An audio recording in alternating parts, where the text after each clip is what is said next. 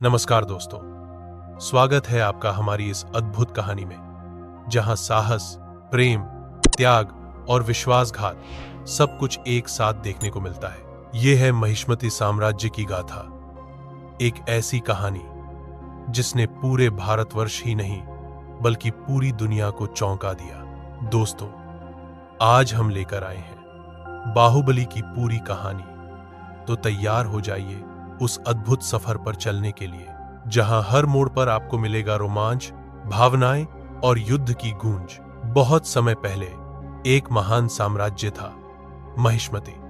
यह साम्राज्य अपनी भव्यता, समृद्धि और वीरता के लिए पूरे विश्व में प्रसिद्ध था। महिष्मती की महारानी थीं शिवगामी देवी। उनके शब्द ही कानून थे, उनकी आंखों में न्याय था और उनके दिल में पूरे राज्य की चिंता। राज्य के दो राजकुमार थे, एक भल्लाल देव, बलशाली, शक्तिशाली और युद्ध कला में निपुण, लेकिन उसके अंदर महत्वाकांक्षा और लालच भरा हुआ था। दो अमरेंद्र बाहुबली, साहसी, दयालु और बुद्धिमान। उसे प्रजा की तकलीफ समझने और उसे दूर करने की शक्ति प्राप्त थी। एक समय ऐसा आया जब महिष्मती पर दुश्मनों का आक्रमण हुआ। पूरा साम्राज्य संकट में था। तब महारानी शिवगामी ने निर्णय लिया, जो राजकुमार इस युद्ध में अपनी वीरता, बुद्धिमानी और करुणा दिखाएगा, वही महिष्मती का भावी सम्राट बनेगा। युद्ध का दिन आया। मैदान में हजारों सैनिकों की गड़गड़ाहट थी। दुश्मनों की सेना बेकाबू थी। भल्लाल देव अपनी ताकत दिखा रहा था, जबकि अमरेंद्र अपनी बुद्धि और नेतृत्व से सैनिकों को दिशा दे रहा था। युद्ध के दौरान जब एक विशाल हाथी ने प्रजा को कुचलना चाहा, तो अमरेंद्र ने बिना अपनी जान की परवाह किए हाथी को शांत किया और प्रजा को बचा लिया। यही वो पल था जिसने सबके दिलों में बाहुबली को नायक बना दिया। युद्ध समाप्त हुआ। महिष्मती की धरती फिर से सुरक्षित हुई। सभी की नजरें महारानी शिवगामी पर थीं। शिवगामी ने घोषणा की, आज से महिष्मती का भावी राजा होगा अमरेंद्र बाहुबली। पूरा साम्राज्य खुश हो उठा, लेकिन भल्लाल देव और उसके पिता बीज जलदेव के मन में ईर्ष्या की आग धधक रही थी। उन्होंने कसम खाई, एक दिन हम बाहुबली से ये राजगद्दी छीन लेंगे। इसी बीच कहानी में आती हैं देवसेना, कुंवर राज्य की राजकुमारी। देवसेना सुंदर, साहसी और आत्मसम्मान से भरी हुई थी। अमरेंद्र पहली नजर में ही उनसे प्रभावित हो जाता है, लेकिन महारानी शिवगामी भल्लाल देव के लिए देवसेना का रिश्ता मांग लेती है। देवसेना साफ इनकार कर देती है और कहती है, मैं किसी के दबाव में शादी नहीं करूंगी। अमरेंद्र देवसेना का दिल जीत लेता है और दोनों का विवाह हो जाता है।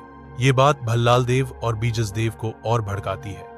अब उनके लिए बाहुबली सिर्फ दुश्मन रह जाता है। भल्लाल देव और उसके पिता ने चालें चलनी शुरू कर दी।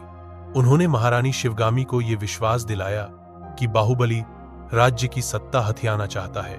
धीरे धीरे शिवगामी को भी लगने लगा कि अमरेंद्र ने धोखा दिया है।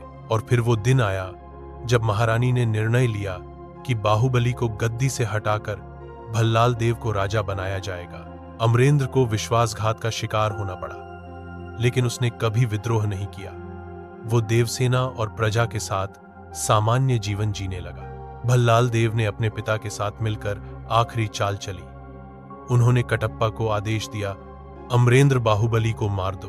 कटप्पा, जो अमरेंद्र से बेहद प्यार करता था, मजबूरी में राज्य की आज्ञा का पालन करता है।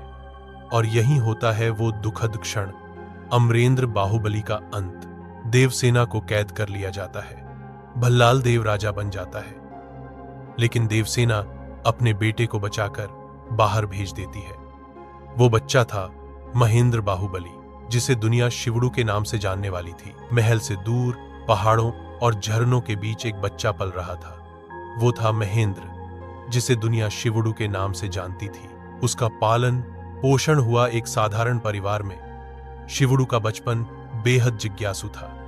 वो हमेशा आसमान छूना चाहता था, पहाड़ों पर चढ़ना चाहता था। एक दिन उसने देखा, पहाड़ की चोटी से झरना गिर रहा है। उसने निश्चय किया, मैं इस झरने की ऊंचाई को पार करूंगा। यही उसका पहला कदम था अपनी असली पहचान की ओर। एक दिन शिवड़ू की मुलाकात होती है अवंतिका से। अवंतिका एक योद्धा थी, जो भल्लाल देव के अत्याचार के खिलाफ विद्रोहियों के साथ लड़ रही थी। शिवड़ू पहली नजर में ही उससे प्रभावित हो जाता है। धीरे धीरे वो अवंतिका से प्रेम करने लगता है, लेकिन जब उसे पता चलता है कि अवंतिका का उद्देश्य है देवसेना को कैद से मुक्त करना, तो शिवड़ू अपने प्रेम को त्याग कर उसकी मदद करने का निर्णय लेता है। जब शिवड़ू महल पहुंचता है तो उसे पहली बार अपनी मां देवसेना दिखाई देती है। देवसेना को सालों से कैद में रखा गया था। उनकी आंखों में आंसू नहीं बल्कि आग थी। तभी अचानक कटप्पा शिवड़ू को देखता है। कटप्पा की आंखें हैरानी से भर जाती हैं। ये तो अमरेंद्र का बेटा है। कटप्पा शिवड़ू को पूरी सच्चाई बताता है, कैसे अमरेंद्र को धोखे से मारा गया, कैसे भल्लाल देव ने सत्ता हथियाई और कैसे देवसेना को कैद में डाल दिया गया। सच्चाई जानकर शिवड़ू की रगों में खून खौल उठता है। वो घोषणा करता है, मैं ही हूं अमरेंद्र का बेटा, महेंद्र बाहुबली। अब समय आ गया है मां को मुक्त कराने का और भल्लाल देव का अंत करने का। कटप्पा उसकी तलवार उठाता है और प्रण लेता है, आज से ये तलवार सिर्फ आपके लिए लड़ेगी महाराज। महेंद्र अपने साथियों और कटप्पा के साथ भल्लाल देव के महल पर हमला करता है। युद्ध की गूंज से महल हिल उठता है।